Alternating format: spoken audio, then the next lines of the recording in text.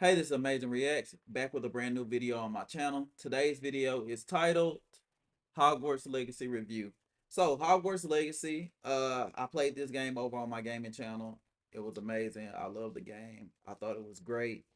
Uh, I know there's a lot of behind the scenes stuff going on with the author and the actors and the cast. I'm gonna be honest, I didn't care about any of that. I love the movies. They came out when I was younger, growing up, so I love those movies, and I wanted to play the game. So, let's check it out.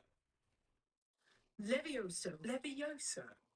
A levitation Levioso, charm. the first spell I ever learned in this game. Well, matter of fact, in the whole series, I believe. Levioso. Like many, I've been waiting for a truly excellent Harry Potter game since I was in the third grade. There have been some decent attempts, but none that come close to true. I I've never played any Harry Potter game. I'll be honest. This one was the only one that came out that piqued my eye. Like if I would have saw this growing up and stuff and saw games like this, I'd have been like, nah, I'm not interested. Like give me something else. But when I saw the gameplay and stuff like that before Hogwarts Legacy came out, I knew 100% I was gonna check it out. Truly fulfilling the fantasy of receiving your own Hogwarts admission letter. With Yeah, Hogwarts Legacy, and then it wasn't like a because I didn't want it to be like a role like you you being Harry Potter and just going through the story how the movie played out with like a couple different things different. I like that this story started in a different time. You were your own character that you created, and you could go through as if it was actually you going through the experience of becoming like a wizard in the Harry Potter universe. So that was one of the things that lured me to the game. happy to say that magic has finally been captured. Its Yeah, open world map absolutely nails the vibe of Hogwarts School of Witchcraft and Wizardry. It has spellcasting combat that's stupefying. honestly, it reminds me a lot of where winds meet because like it is an open world where you can just travel wherever you look at. You can just get on your broom and go, or you can just travel there. So I do like that. Good, the characters that inhabit it are charming and I might unforgettable, replay and it. it is positively brimming with countless diversions to soak up dozens of hours of your time. It may not be the most impressive technical achievement, and it is certainly cursed with a lack of enemy variety, but none of Yeah, Hogwarts Legacy's issues can cast a descendo charm on this triumphant visit to the wizarding world. yeah. It's called Hogwarts Review. Yeah, by IGN too. I don't think I told you that. Right in line with most Harry Potter tales before it, Legacy's plot has more holes than a fishnet stocking, and sorta just I ain't gonna lie. I thought the story was good. I didn't even know it had any plot holes. But I've only played the game. I played the game twice. Yes, I played the game twice. And the first time I went through, I went through as if I was trying to be a good character. The second time I went through and I was learning all the dark arts, I had a whole lot more fun during the second playthrough when I was going through and just really being like a villain of the story. So I did like that you could kind of choose which route you wanted to go. But yeah.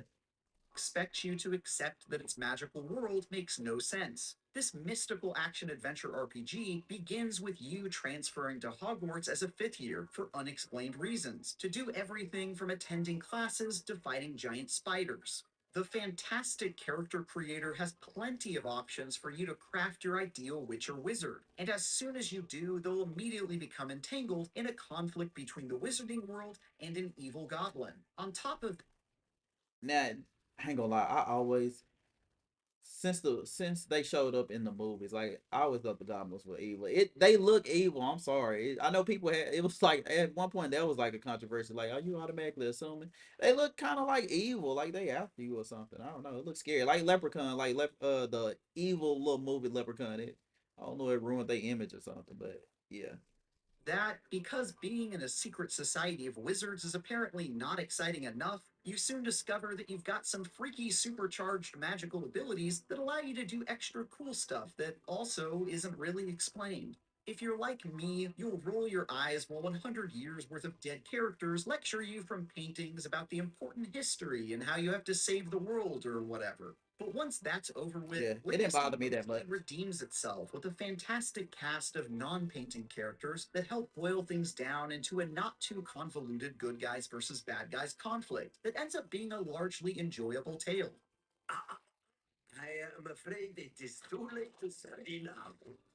You'll spend most of your Yeah, and I do like they didn't make like such a big deal out of the classes that you take. Like you can take different classes to learn different spells. Like some of it you have to do because it's part of the story. But I do like it wasn't like I do like you didn't get to a point where you're stuck in a class and like how do I complete this task and stuff like that. I do like they did it to where it would be fun actually doing a class in Hogwarts. So I do like that. your time with the classmates who befriend you on campus, accompany you on certain quests, and help you hone your abilities as a magic user.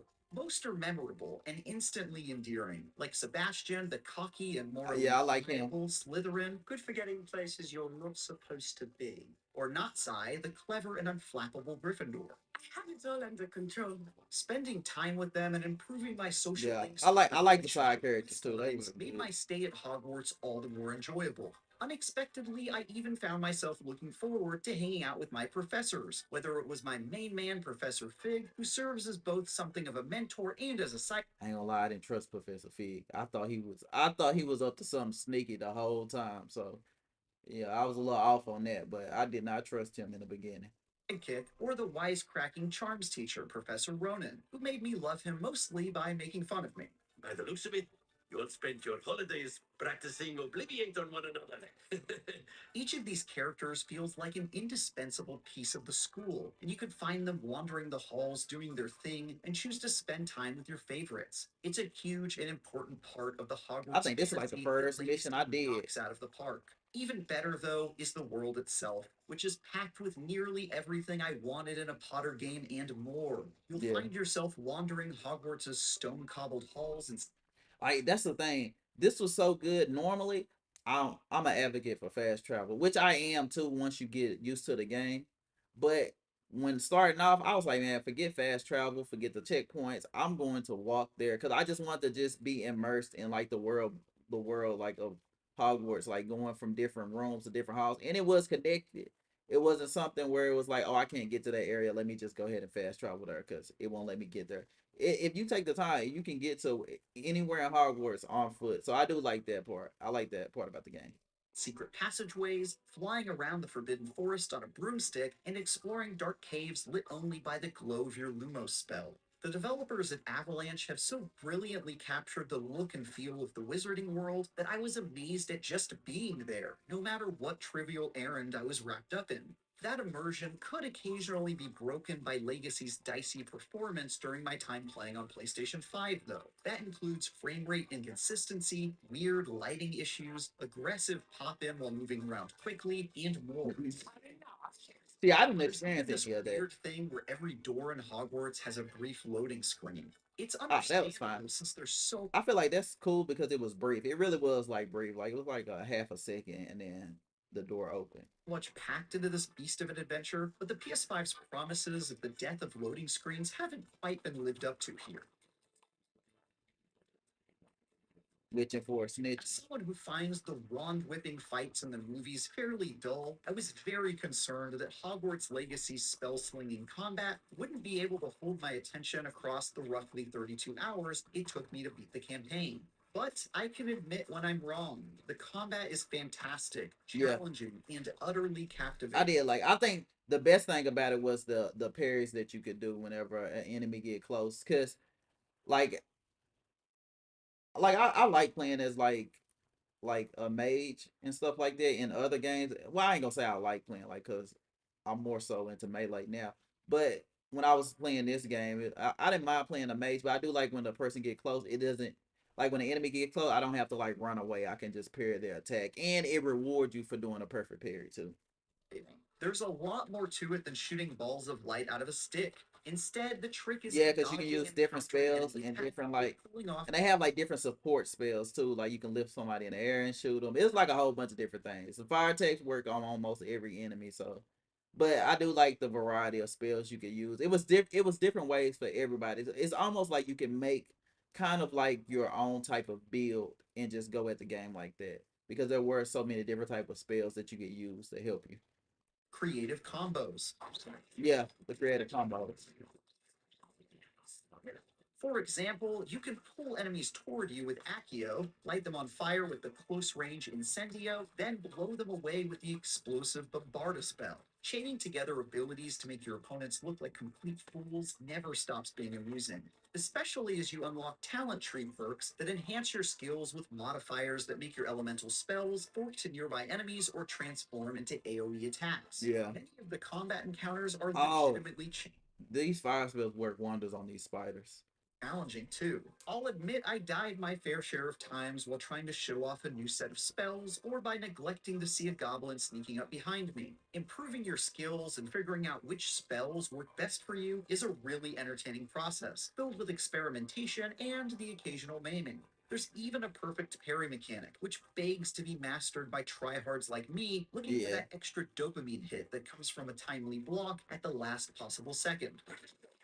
Yeah, it's easy to hit it Also too, be though. forced I to like that. change up your tactics regularly, since many enemies have color coded shields that can only be broken by spells of a particular type. For example, enemies with a red shield won't be damaged until you Now that's the thing, like, cause it'd have been messed up. Like, I didn't have a problem with it because I kept it like color coordinated. Like I had different type of spells in there. But if you were like a person that was like, nah, I want to be only a fire wizard or something like that, you would run in trouble if somebody got like a yellow shield. Like you would run in trouble. You will. I think you could. Not for sure. I think you can still beat them. Like I think you'll eventually get. You can bypass it if you do enough damage, but it's just easier if you match the color with what shield they got on. But if you are somebody who like put all fire spells in there, you would have a hard time with certain enemies. But luckily, I mix mine up. hit them with a fire based spell, which means you'll need to keep a few of those handy. While the combat system never stops being entertaining, the creatures you fight do run out of tricks up their sleeves. You'll see the same familiar faces a lot as you Yeah, spend an but enormous that's amount every of game. time That's fighting every game now. lizards, spiders, and goblins. Every once in a while, they'll trot out a troll enemy or nondescript magical suit of armor as well, but the enemy's legacy I throws at like the you solitude wear armor thin from pretty Elden Ring. quick. Well for a spell. When you're not lighting spiders on fire, you'll need some lighter activities to spend your time with. And it's actually kind of crazy just how many And see, that's the thing too. When it comes to stuff like this, normally in games, I'm not touching this. So, like, this is the least thing that I'm worried about. But even in Hogwarts Legacy, I was like decorating the little room that you get. The room, I think it's called like the room of improvement or something like that. I was decorating. I spent some time on the first playthrough decorating that room and trying to add animals and stuff like that. Mainly because I needed the fur and the feathers from the animals to upgrade my items. But still, I even worked and tried to at least make it look a little nice. So the game really does do a good job of getting you like immersed in the lore of like Hogwarts. side tasks Legacy gives you. You could spend hours decorating your very own personal I ain't space in the spent hours. environment, go around Probably like a hatching, good 30 and minutes. breeding all manner of fantastic beasts, if you know where to find them, practice your gardening or potion making, go shopping in Hogsmeade, become a champion duelist in an underground dueling ring with your classmates, or even go full Voldemort and decide you want to become a master of the dark arts by learning the killing curse and other unspeakable acts, which goes about as well as you'd That's expect. what I did on my second playthrough. My second playthrough, I was evil. It's not just I would easy have to apple waste apple hours him. goofing off. I found it downright difficult to not get distracted by a dozen things and forget what I'd originally set out to do. One of the ways you can completely forget about the looming goblin threat in the main story is by engaging in the over 100 side quests that are packed into the adventure. Not all of these I diversions don't are really. equally entertaining. I like when games put a lot of side quests in there because it helps you level up. But I like that the side quests were optional. Like you really can just do the main story and be good. Like side quests is like if you want to continue to like level up, or if it's like some items that you want to use, then you can do the side quest. But having a lot of side quests, I don't see that as a bad thing. Some are definitely your basic go here and kill or collect this thing errands that do little more than burn some time. But many feature one of the aforementioned awesome characters, asking you to solve their problems or help them get into some good old fashioned mischief. Meet me outside the library tonight and tell no one. It also helps that you're often appropriately rewarded for your efforts. Yeah, that's another thing. I hate the I I like the different type of items, but I hate leveling up like clothing.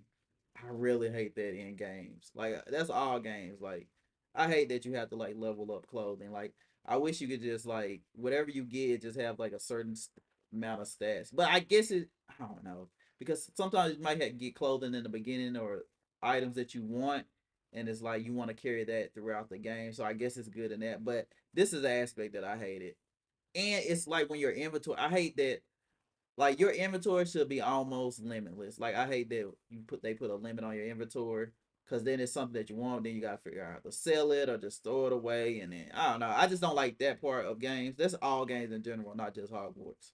Whether that's earning some gear to upgrade your stats, cosmetic items to improve your swagger, or best of all, new spells. The ultimate carrot in a game where you're often limited only by what magic you know how to cast. For example, one side quest gives you the Alohomora spell, which in classic Metroidvania fashion allows you to literally unlock doors and get into places previously inaccessible to you. Collecting spells goes a long way to opening up the map and giving you a better bag of tricks during combat. And I found myself positively thirsting for as many of these game changing abilities as I could get my grubby paws on.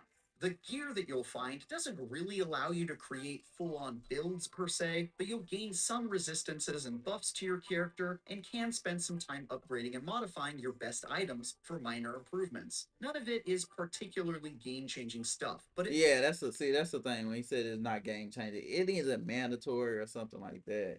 That's why just really didn't care for it. I was like, just give me the one with the best, like increase the stats, and then I'll just wear it. But I don't know. Some people, people like the cosmetic aspect of games. I was just like, nah, I don't care. I'm ready to get into it. But yeah, it managed to capture my attention enough for me to spend a good chunk of my time looking at my equipment. Of course, the real loot game is about the cosmetics, a fact that Legacy seems to be keenly aware of since they find ways to hide cool looking clothes all over the place. These yeah, items don't have any gameplay impact, but pimping out my Slytherin legend to outshine all the kids from the lesser houses is more than enough of a motivation. Best of all, you can overwrite the appearance of any gear you've got equipped with the look of anything you've acquired so far, which is just fantastic.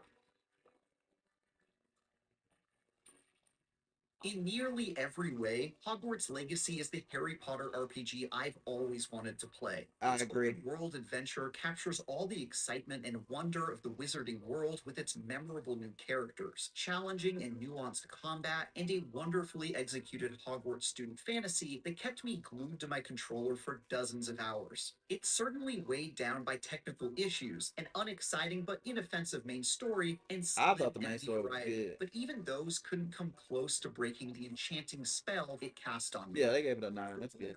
Check out our reviews of Hi-Fi Rush and SpongeBob SquarePants The Cosmic Shake. And for everything else, stick with IGN. Yeah, my overall thoughts on the game. Now, like they said with the story, I thought the story was okay, but if I compare it to some of the stories that I've recently, like Liza P's story was amazing, like great.